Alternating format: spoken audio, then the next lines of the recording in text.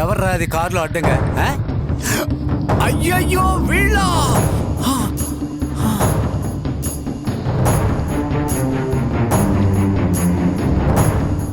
నేను ఎవరో తెలుసా? మా నాన్న. వీడు కాశలింగ పాండి కొడుకు. తెలుసు. ఇది ఎలా అయిందో తెలుసా? Attempt murder. నా కంటి ముందు మా నాన్నని ఎదిరించి మాట్లాడిన ఒకే ఒక వ్యక్తివి నువ్వే. ఇప్పుడు ఒక చిన్న డౌట్ ఉంది, అందుకే నా బండి నీ ముందు వచ్చి నిల్చుంది.